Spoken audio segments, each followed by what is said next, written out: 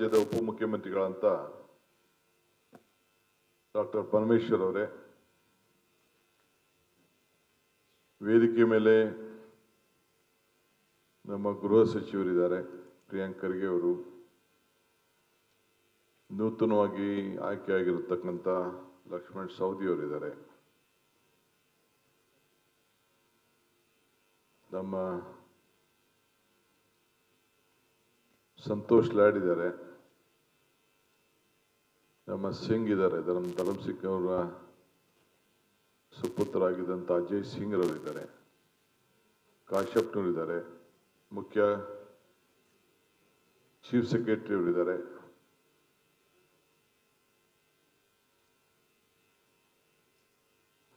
ಇನ್ನು ವಿವಿಧ ಕಡೆ ಕೆಲವೊಂದು ನನ್ನ ಮಂತ್ರಿಗಳೆಲ್ಲ ಕೂಡ ಈ ಸಭೆಯಲ್ಲಿ ಭಾಗವಹಿಸಿದ್ದಾರೆ. ಇವರೆಲ್ಲ ನೀವು ಅಲ್ಲಲ್ಲಿಂದನೇ ನೀವು ಸಂಪರ್ಕದಲ್ಲಿರಿ ಅಂತ ಹೇಳಿದ್ದೇನೆ. ಈ ಸಂವಾದದ ಜೊತೆಯಲ್ಲಿ ಉಪಮುಖ್ಯಮಂತ್ರಿಗಳು ಕೂಡ ಕುಣಗಲ್ನಿಂದನೇ ಭಾಗವಹಿಸಿದ್ದಾರೆ.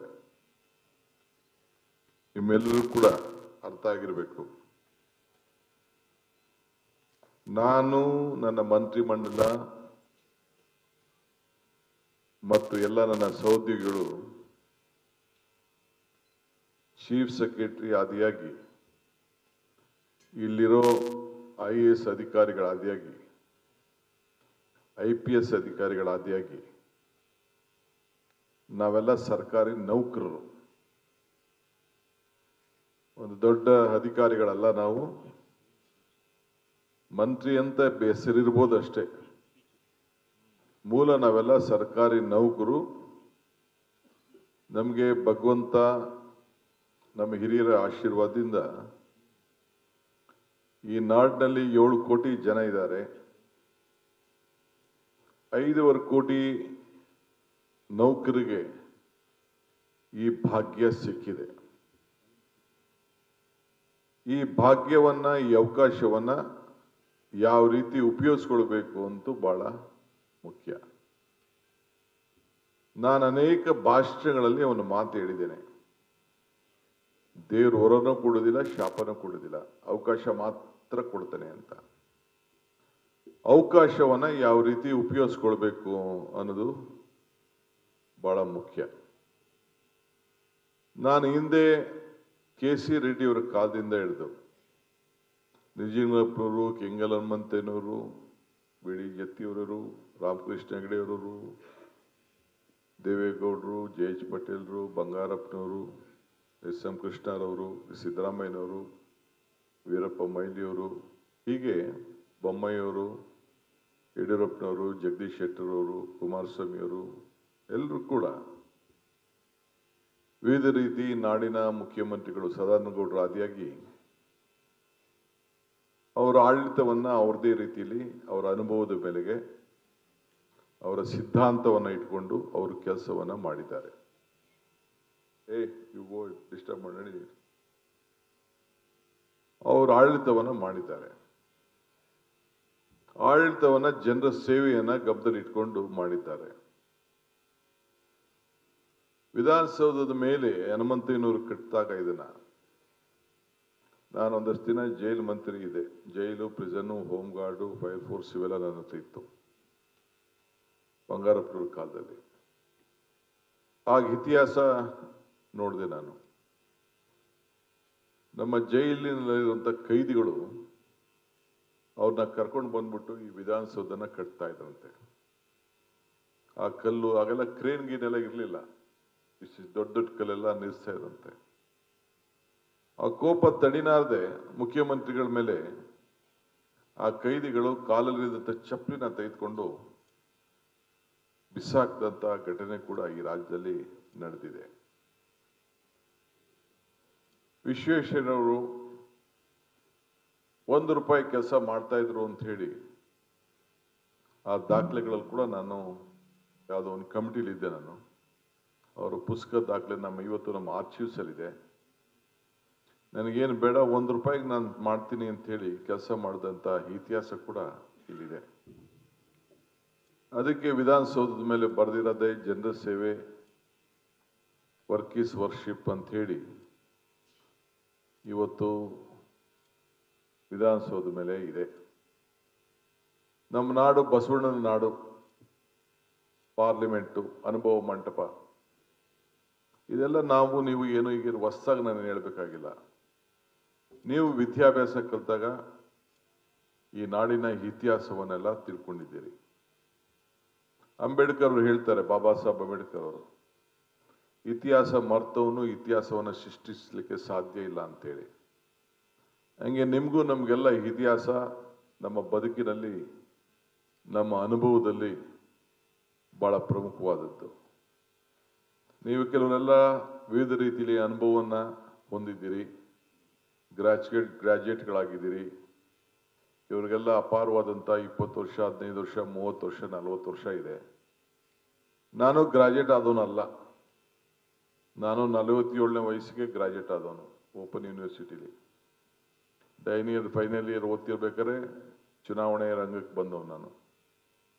ಸೊ ನನಗೆ ತಾಲೂಕ್ ಪಂಚಾಯತಿ, ಜಿಲ್ಲಾ ಪಂಚಾಯತಿ, TAPMS, MLA, ಮಂತ್ರಿ, ಉಪಮುಖ್ಯಮಂತ್ರಿ ಇವೆಲ್ಲ ಆಗಿ ನನ್ನ ಅನುಭವನೇ ನನಗೊಂದು ಎಜುಕೇಷನ್ ಆಗಿ ಇವತ್ತು ಈ ಸ್ಥಾನದಲ್ಲಿ ಕೂತಿದ್ದೇನೆ.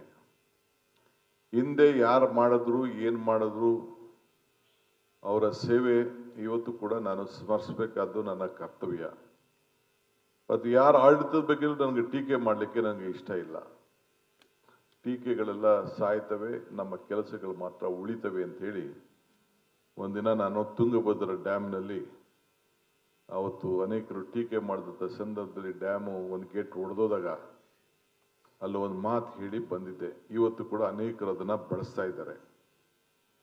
ಸೊ ನೀವೆಲ್ಲ ಸರ್ಕಾರಿ ನೌಕರರು ಇಲ್ಲ ಅಧಿಕಾರಿಗಳನ್ಸ್ಕೊಂಡಿದ್ದವರು ಏನಿದ್ದೀರಿ, ನೀವು ಖಂಡಿತ ನೀವು ಶ್ರಮಜೀವಿಗಳು.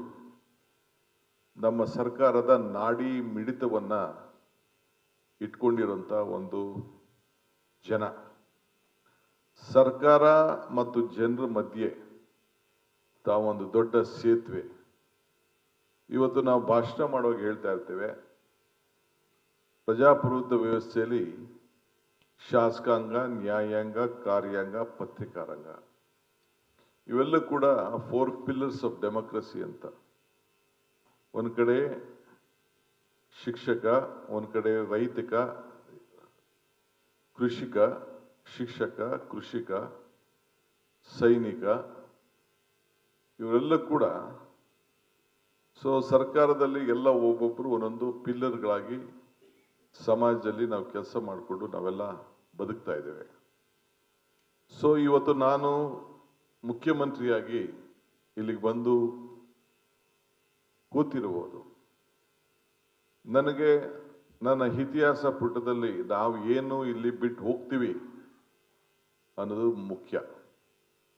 ನಿಮ್ಗೆ ಹೆಂಗೆ ಭಗವಂತ 7 ಕೋಟಿ ಜನರ ಪೈಕಿ 5.25 ಲಕ್ಷ ಜನ ನಿಮಗೆ ಈ ನೌಕರ ಹುದ್ದೆಯನ್ನ, ಅಧಿಕಾರ ಹುದ್ದೆಯನ್ನ ಏನು ನಿಮ್ಮ ಶ್ರಮದಿಂದ, ನಿಮ್ಮ ಪಾರದರ್ಶತೆಯನ್ನ, ಅಧಿಕಾರವನ್ನು ಜನ ಕೊಟ್ಟಿದ್ದಾರೆ.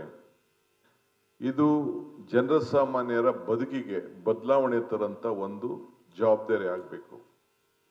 ನಾನು ಹಿಂದೆ ಹೇಳಿದ್ದೇನೆ, ನಾನು ಹಿಂದೆ ಪೇಜಸ್ನ ನಾನು ಓದಲಿಕ್ಕೂ ಇಷ್ಟ ಇಲ್ಲ. ನನಗೆ I don't believe in reading history or writing history. I believe in creating history. So ಅದಕ್ಕೆ ಹೊಸ ಅಧ್ಯಾಯಕ್ಕೆ ನಾನು ಕಾಲಿಡ್ತಾ ಇದ್ದೇನೆ. ಸೊ ಈ ರಾಜ್ಯದ ಅನೇಕ ಅಧಿಕಾರಿಗಳು, ನೌಕರರು ಹಿಂದೆ ಏನು ರಿಟೈರ್ಡ್ ಆಗಿದ್ದಾರೆ, ಶಿಕ್ಷಣ ಇಲಾಖೆ ಇರ್ಬೋದು, ಗೃಹ ಇಲಾಖೆ ಇರ್ಬೋದು, ಕಂದಾಯ ಇಲಾಖೆ ಇರ್ಬೋದು, ಯಾವುದೇ ಇಲಾಖೆ ಆಗಲಿ, ಕೃಷಿ ಇರ್ಬೋದು, ಎಲ್ಲ ಇರ್ಬೋದು.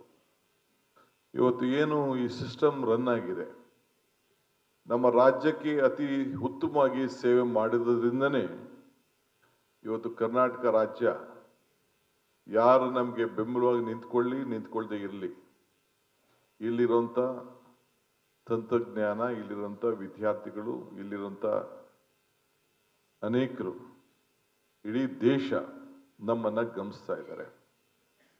ನಾನು ಮೊನ್ನೆ ಪ್ರೈಮ್ ಮಿನಿಸ್ಟರ್ಗೆ ಒಂದು ಮಾತು ಹೇಳಿದೆ. ಪ್ರಧಾನಮಂತ್ರಿಗಳನ್ನ ಮೈಸೂರಿನಲ್ಲಿ ಸ್ವಾಮಿ ವಿವೇಕಾನಂದರ ಒಂದು ಯೂತ್ ಸೆಂಟರ್ ಇನಾಗ್ರೇಷನ್ ಇತ್ತು. ಇಲ್ಲೇ ಕೂತಿದ್ದೆ. ಪ್ರೈಮ್ ಮಿನಿಸ್ಟರ್ ಅಟಲ್ ಬಿಹಾರಿ ವಾಜಪೇಯಿ ಬಂದಿದ್ರು, ಎಸ್.ಎಂ. ಕೃಷ್ಣರವರು ಮುಖ್ಯಮಂತ್ರಿ ಇದ್ರು, ನಮ್ಮ ನಾರಾಯಣ ಮೂರ್ತಿ ಅವ್ರನ್ನ ಚೇರ್ಮನ್ ಮಾಡಿದ್ದು, ಬ್ಯಾಂಗ್ಳೂರು ಇಂಟರ್ನ್ಯಾಷನಲ್ ಏರ್ಪೋರ್ಟು ಫೌಂಡೇಶನ್ ಸಂದರ್ಭದಲ್ಲಿ ನಾನು 26 ವರ್ಷದ 25 ವರ್ಷದ ಹಿಂದೆ ಮಾತು ಹೇಳ್ತಾ ಇದ್ದೀನಿ. 4 ಜನ ಪ್ರಧಾನಮಂತ್ರಿಗಳು ಈ ದೇಶಕ್ಕೆ 3 ತಿಂಗಳಲ್ಲಿ ಬಂದಿದ್ರು. 3 ತಿಂಗಳಲ್ಲಿ ಬಂದಂಥ ಸಂದರ್ಭದಲ್ಲಿ ಆ ಪ್ರಧಾನಮಂತ್ರಿಗಳು Tokyo Japan prime minister, China prime minister, British prime minister ಮತ್ತು ಇನ್ನೊಂದು 4 ಜನ ಬಂದಿದ್ದರು 3-4 ತಿಂಗಳಲ್ಲಿ. ಆಗ ಅಟಲ್ ಬಿಹಾರಿ ವಾಜಪೇಯಿ ಅವರು ಮಾತು ಹೇಳಿದ್ರು, there was a time when the world leaders first come to Delhi, then they used to go to Calcutta, Mumbai, Chennai, Hyderabad, Bangalore and all. Now the situation has changed. Those world leaders are first coming to Bangalore, then they are going to Delhi ಅಂತ ಹೇಳಿ ಅಟಲ್ ಬಿಹಾರಿ ವಾಜಪೇಯಿ ಅವರು ಹೇಳಿದಂಥ ಮಾತು. ಇದು ಕೃಷ್ಣ ಅವ್ರ ಸರ್ಕಾರದ ಸಾಧನೆ, ಇಲ್ಲಾಂದ್ರೆ ಆಗಿನ ಕಾಂಗ್ರೆಸ್ ಸರ್ಕಾರದ ಸಾಧನೆ ಅಂತ ನಾನು ಹೇಳಲಿಕ್ಕೆ ನಾನು ತಯಾರಿಲ್ಲ. ನಮ್ಮ ರಾಜ್ಯ ಮಹಾರಾಜರ ಕಾಲದಿಂದ ಹಿಡಿದು ಏನು ಒಂದು ಆಡಳಿತ ನಡೀತು, ಆವತ್ತಿನ ಕಾಲದಲ್ಲಿ ಇರೋಂಥ ವ್ಯವಸ್ಥೆಯಲ್ಲಿ ಜಾತಿ ಧರ್ಮದ ವ್ಯವಸ್ಥೆಯಲ್ಲೂ ಕೂಡ ಗಮನದಲ್ಲಿ ಇಟ್ಕೊಂಡು ಬಸವಣ್ಣನ ಕಾಲದಿಂದ ಕೂಡ ಬಹಳ ಪರಿಶುದ್ಧವಾದಂಥ ಸಮಾನತೆ ಮೇಲೆ ಆಡಳಿತವನ್ನು ನಡೆಸಿ ಎಲ್ಲ ಜನರು ಕೂಡ ಕುವೆಂಪುರವರು ಹೇಳ್ದಂಗೆ ಸರ್ವ ಜನಾಂಗದ ಶಾಂತಿಯ ತೋಟ ಅಂತ ಹೇಳಿ ಇವತ್ತು ನಮ್ಮ ರಾಜ್ಯಕ್ಕೆ ಒಂದು ಬಿಂಬಿಸಿ ನಮ್ಮಲ್ಲಿರುವಂಥ ವಿದ್ಯಾರ್ಥಿಗಳು ಯುವಕರು ಇವತ್ತು ಏನು ಆ ನಾಲೆಜ್ ಹಬ್ ಅಂತ ಏನಿದೆ, ಇವತ್ತು ಕರ್ನಾಟಕದಲ್ಲಿ ನಮ್ಮ ಮ್ಯಾನ್ ಪವರ್ ಏನಿದೆ, ಹ್ಯೂಮನ್ ರಿಸೋರ್ಸಸ್ ಏನಿದೆ, ಇಡೀ ವಿಶ್ವದ ಚೈನಾ ಬಿಟ್ರೆ ಬೇರೆ ಯಾವ ರಾಜ್ಯದಲ್ಲೂ ಕೂಡ ಇಂಥ ಮ್ಯಾನ್ ಪವರು ಇರಲಿಕ್ಕೆ ಸಾಧ್ಯ ಇಲ್ಲ. ಅಂಥದನ್ನು ಇವತ್ತು ಎಲ್ಲ ದೇಶದವರು ಕೂಡ ಒಪ್ಕೊಳ್ತಾರೆ. ಮೊನ್ನೆ ಅಮೆರಿಕನ್ ಅಂಬಾಸಿಡರ್ ಕೂಡ ನಾನು ಭೇಟಿ ಮಾಡಿದ್ದೆ. ಅವರು ಒಂದು ಕಾರ್ಯಕ್ರಮಕ್ಕೆ ಬಂದಿದ್ರು. ನಾನು ನಮ್ಮ ಪ್ರಿಯಾಂಕ್ ಖರ್ಗೆ ಅವರು ಚರ್ಚೆ ಮಾಡ್ತಾ ಇದ್ರು. ಅವರು ಅದೇ ಮಾತನ್ನು ಒಪ್ಕೊಳ್ತಾ ಇದ್ರು. All fortune 500 countries world leaders ಎಲ್ಲ ಇಲ್ಲೇ ಬಂದಿದ್ದಾರೆ.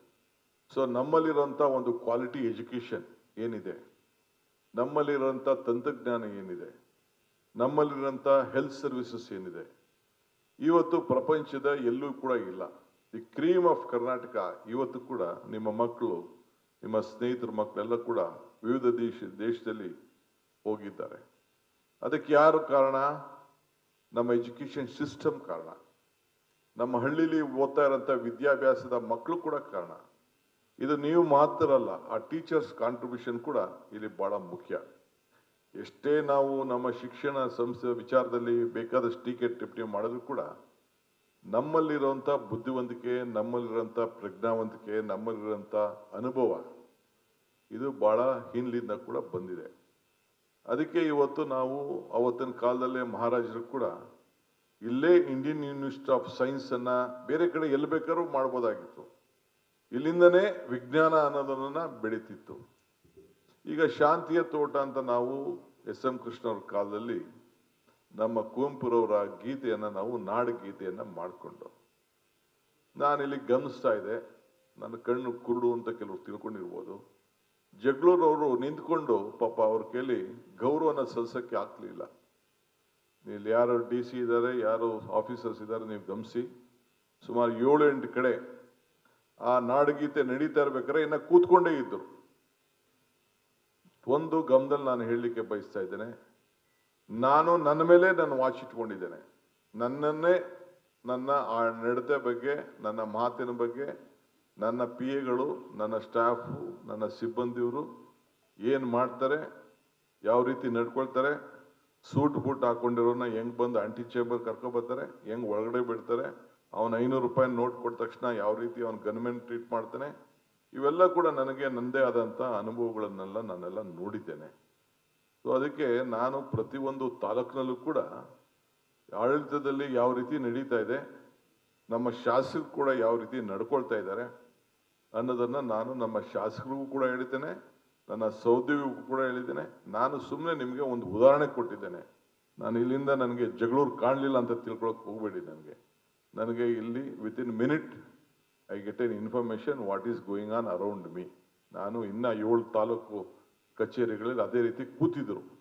I will leave it to the officers. Video recording ಇದೆ. ಯಾಕೆ ಕೂತಿದ್ರು ಅಂದರೆ ಗೌರವ ಯಾವ ರೀತಿ ಕೊಡಬೇಕು ಅನ್ನೋದು ಭಾಳ ಮುಖ್ಯ. ನಾವು we have to set an example. So ಹಂಗೆ ಇವತ್ತು ನಾವು ಜನಸಾಮಾನ್ಯನ ಕಚೇರಿನ ಇವತ್ತು ಏನು ನಮಗೆ ಅವಕಾಶ ಸಿಕ್ಕಿದೆ, ಇದು ಚೆನ್ನಾಗಿ ನಾವು ಉತ್ತಮ ಕೆಲಸ ಮಾಡಲಿಲ್ಲ ಅಂತಂದರೆ ನಾವು ನಾವು ಮನಸ್ಸಲ್ಲಿ ಇಟ್ಕೊಂಡಿದ್ದೀವಿ, ಅಲ್ಟಿಮೇಟ್ಲಿ ನಾವು ಯಾರಿಗೋಸ್ಕರ ಮಾಡಬೇಕು? ಜನ ನಮಗೇನೊಂದು ಅವಕಾಶ ಕೊಟ್ಟಿದ್ದಾರೆ, ಅದನ್ನು ಅವ್ರಿಗೆ ಸ್ಪಂದಿಸಬೇಕು. ಕೊನೆಗೆ ಎಲ್ಲೂ ಯಾರಿಗೂ ಸ್ಪಂದಿಸಲಿಲ್ಲ ಅಂತಂದರೆ ನಿಮ್ಮ ಕಾನ್ಷಿಯಸ್ ಆರು ಒಪ್ಕೋಬೇಕು. ನಿಮ್ಮ ಕಾನ್ಷಿಯಸ್ ಆರು ಏನಿದೆ ಅನ್ನೋದನ್ನು ಒಪ್ಕೊಳ್ಬೇಕು. ಆ ನಿಟ್ಟಿನಲ್ಲಿ ನೀವು ಕೆಲಸ ಮಾಡಬೇಕು ಅಂತ ಹೇಳಿ ನಿಮಗೆಲ್ಲ ಹೇಳಬೇಕಾದಂಥ ನನ್ನ ಕರ್ತವ್ಯ. ಅಧಿಕಾರ ಒಂದು ಶಕ್ತಿಯ ಒಂದು ಸಂಕೇತ ಅಲ್ಲ. ನಿಮ್ಗೆ ಸಿಕ್ಕಿರೋ ಅಧಿಕಾರ ಇರ್ಬೋದು, ನಂಗೆ ಸಿಕ್ಕಿರೋ ಅಧಿಕಾರ ಇರ್ಬೋದು. ಇದು ಜವಾಬ್ದಾರಿಯ ಒಂದು ಸಂಕೇತ. ಅಧಿಕಾರ ಕೆಲವರು ನಾವೆಲ್ಲ ಕೆಲವರು ದೊಡ್ಡದಾಗಿ ಚೇರ್ ಹಾಕ್ಬಿಟ್ಟು ಇದೊಂದು ಸಿಂಹಾಸನ ಅಂತಾರೆ. ನನಗೆ I don't believe in it. ಜನರ ಸೇವೆಗೆ ಸಿಕ್ಕದಂಥ ಒಂದು ಅವಕಾಶ ಅದು. ಮೂರ್ತಿಗೆ ಬೆಲೆ ಕಟ್ಟಬಹುದು, ಆದರೆ ಭಗವಂತನಿಗೆ ಬೆಲೆ ಕಟ್ಟಕ್ಕಾಗ್ತದ? ಆ ದೇವ್ರಿಗೆ ಬೆಲೆ ಕಟ್ಟಕ್ಕಾಗ್ತದ? ದೇವರನ್ನ ಯಾರು ನೋಡ್ಲಿಕ್ಕೆ ಸಾಧ್ಯನಾ? ಜನರಲ್ಲೇ ದೇವರನ್ನ ನೋಡ್ಲಿಕ್ಕೆ ಅವಕಾಶ ಇದೆ ಅಂತೇಳಿ ಬಸವಣ್ಣವರು ನಮಗೆ ಮಾರ್ಗದರ್ಶನ ಕೊಟ್ಟಿದ್ದಾರೆ. ಆದ್ರಿಂದ ಇವತ್ತು ನಾವು ಅನೇಕ ಕಾರ್ಯಕ್ರಮಗಳನ್ನು ನಾವು ಸರ್ಕಾರದಲ್ಲಿ ಇವತ್ತು ಏನೇನು ಕಾರ್ಯಕ್ರಮಗಳನ್ನು ನಾವು ರೂಪಿಸಿದ್ದೇವೆ. ಅಧಿಕಾರ ಬರೋಕ್ಕಿಂತ ಮುಂಚಿತವಾಗಿ ಇವತ್ತು ನಮ್ಮ ಶಾಸಕರೆಲ್ಲ ಎಷ್ಟೋ ಜನ ನಮಗೆ ಬೈತಾ ಇದ್ದಾರೆ, ಈ 5 ಗ್ಯಾರಂಟಿ ತೆಗೆದುಕೊಂಡು ಬಂದ್ಬಿಟ್ರಿ, ನಮ್ಗೆ ಡೆವಲಪ್ಮೆಂಟ್ ದುಡ್ಡಿಲ್ಲ, ಆ ದುಡ್ಡಿಲ್ಲ ಅಂತೇಳಿ ನಮ್ಮ ಹತ್ರ ಎಲ್ಲ ಗಲಾಟೆ ಮಾಡ್ತಾ ಇದ್ದಾರೆ. ನಮ್ಮ ಅಪೋಸಿಷನ್ ಪಾರ್ಟಿಯವರು ಟೀಕೆ ಮಾಡಿದ್ರು, ಬೇಕಾದಷ್ಟು ಜನ ಪ್ರೈಮ್ ಮಿನಿಸ್ಟರ್ ಟೀಕೆ ಮಾಡಿದ್ರು. ಈಗೇನಾಯ್ತು? ಮಹಾರಾಷ್ಟ್ರ ಏನಾಯ್ತು, ಬಿಹಾರಲ್ಲಿ ಏನಾಯ್ತು, ಮಧ್ಯಪ್ರದೇಶ ಏನಾಯ್ತು, ಬೇರೆ ರಾಜ್ಯಕ್ಕೆ ಏನಾಯ್ತು? ಕೊನೆಗೆ ಏನು ಟೀಕೆ ಮಾಡ್ತಾ ಇದ್ರು ಅವರು ನಮ್ಮನ್ನೇ ಫಾಲೋ ಮಾಡಬೇಕಾದಂಥ ಒಂದು ಪರಿಸ್ಥಿತಿ ಬಂತು. ನಮ್ಮ ಗ್ಯಾರಂಟಿಗಳನ್ನೇ ಫಾಲೋ ಮಾಡಬೇಕಾದಂಥ ಒಂದು ಪರಿಸ್ಥಿತಿ ಬಂತು. So Karnataka model has become A model for the entire country today. ಏಕೆಂದರೆ ಇವತ್ತು ಸೋಷಿಯಲ್ ಸೆಕ್ಯೂರಿಟಿ ಸಿಸ್ಟಮ್ ಅಲ್ಲಿ ಇವತ್ತು ಜನರಿಗೆ ಸಹಾಯ ಮಾಡಬೇಕಲ್ಲ. ನನಗೆ ಇಲ್ಲೇ ನಮ್ಮ ಸಡಾಕ್ಷರಿ ಕೂತಿದ್ದಾರೆ, ಅವ್ರಿಗೆ ಅಭಿನಯಿಸ್ತೇನೆ. ಮೊನ್ನೆ ನಮ್ಮನ್ನೆಲ್ಲ ಕರೆದು ಸನ್ಮಾನ ಮಾಡಿದ್ರು. ನಾನು ಇರಲಿ ಅಂತೇಳಿ ಒಪ್ಕೊಂಡು ಹೋಗಿದ್ದೆ. ಸನ್ಮಾನ ಅಲ್ಲ, ನಿಮ್ಮನ್ನೆಲ್ಲ ಮಾತಾಡಬೇಕು ಅಂತ ಹೋಗಿದ್ದೆ. ಅವರು ಡಿಕ್ಲೇರ್ ಮಾಡಿದ್ರು, ನಮ್ಗೆ ಯಾವ ಥರದ ನಿಮ್ಮ ಗ್ಯಾರಂಟಿ ವ್ಯವಸ್ಥೆಯಲ್ಲಿ ಬೇಡ, ನಮಗೆ ವಿದ್ಯುತ್ ಶಕ್ತಿನೂ ಬೇಡ, ಬೇರೆ ನಮ್ಮ ಮನೆಗಳಲ್ಲಿ ಯಾವ ಬಸ್ಸಿನ ವ್ಯವಸ್ಥೆನೂ ಬೇಡ, ನಮಗೆ ನಾವು ಸಿಕ್ಕಿರೋಂಥ ಅವಕಾಶನ we are ready to surrender ಅನ್ನೋ ಮಾತನ್ನು ಕೂಡ ಅವ್ರು ಹೇಳಿದ್ರು. On behalf of all of you I would like to salute you for this great ಹೃದಯ ಶ್ರೀಮಂತಿಕೆಯನ್ನು ತೋರಿಸಿದ್ದಾರೆ. ಸೊ ಇವತ್ತು ನಾನು ಅವ್ರಿಗೆ ಈ ಸಂದರ್ಭದಲ್ಲಿ ನಾನು ಅವ್ರಿಗೆ ಅಭಿನಂದನೆ ಸಲ್ಲಿಸಲಿಕ್ಕೆ ಸರ್ಕಾರದ ಪರವಾಗಿ ನಾನು ಬಯಸ್ತೇನೆ. ಇವತ್ತು ತಾಲೂಕು ಕಚೇರಿಗಳಲ್ಲಿ ನಮ್ಮ ಉಪಮುಖ್ಯಮಂತ್ರಿಗಳು ನಿಮಗೆ ಒಂದು ಸಂದೇಶವನ್ನು ಸರ್ಕಾರದ ಪರವಾಗಿ ಕೊಟ್ಟಿದ್ದಾರೆ. ಇವತ್ತು ಎಲ್ಲ ಕೆಲಸ ಮಾಡ್ತಾ ಇದ್ದೀರಿ, ಹೆಡ್ ಕ್ವಾರ್ಟರ್ಸಲ್ಲಿ ಯಾರೂ ಇಲ್ಲ. ಯಾಕೆ ನೀವು ಕೆಲಸಕ್ಕೆ ಸೇರ್ಕೋಬೇಕು? ಯಾಕೆ ಆ ತಾಲೂಕು ಬೇಕು? ಏನು ಜಾಗ ಬೇಕು? ನಿಮ್ಗೆ ಅವಕಾಶ, ಕೆಲವರು ಪ್ರೆಷರ್ ಮೇಲೆ ಬಂದಿರ್ತೀರಿ, ಕೆಲವರು ಪಾಪ ಏನೂ ಇಲ್ಲದೆ, ಕೆಲವರು ಯಾರು ಪರಿಚಯ ಇಲ್ಲದೆ ಹೋದವರು ಪಾಪ ಸರ್ಕಾರದಲ್ಲಿ ಎಲ್ಲಿ ತರೋ ಆ ಕೆಲಸ ನೀವು ಮಾಡ್ಕೊಂಡು ಬರ್ತಾ ಇದ್ದೀರಿ. ಭಾಳ ಜನ ಹೆಡ್ ಕ್ವಾರ್ಟರ್ಸಲ್ಲಿ ಇಲ್ಲ. ಆಲ್ಮೋಸ್ಟ್ ಮೋರ್ ದೆನ್ 60% ಹೆಡ್ ಕ್ವಾರ್ಟರ್ಸಲ್ಲಿ ಇಲ್ಲ. ತಾಲೂಕು ಮಟ್ಟದಲ್ಲಿ, ಜಿಲ್ಲಾ ಮಟ್ಟದಲ್ಲಿ ಅವ್ರವ್ರ ಊರುಗಳಿಂದ ಬರೋದು, ಎಲ್ಲಿಂದನೋ ಬರೋದು, ಮಾಡೋದು. ಒಂದು ಫೋನ್ ಇದೆ, ಮಾಡಿದಾಗ ಭಾಳ ಇದರಿಂದ ಮಾತಾಡೋದು, ಇವೆಲ್ಲ ಕೂಡ ಭಾಳ ಅತಿ ಹೆಚ್ಚಾಗಿ ಕಾಣ್ತಾ ಇದೆ. ಅದಕ್ಕೆ ನಾನು ಪ್ರಾರಂಭದಲ್ಲಿ ನಮ್ಮ ಎಲ್ಲ ಸೀನಿಯರ್ ಆಫೀಸರ್ಸ್ ಹೇಳಿದ್ದೇನೆ, ಪ್ರತಿ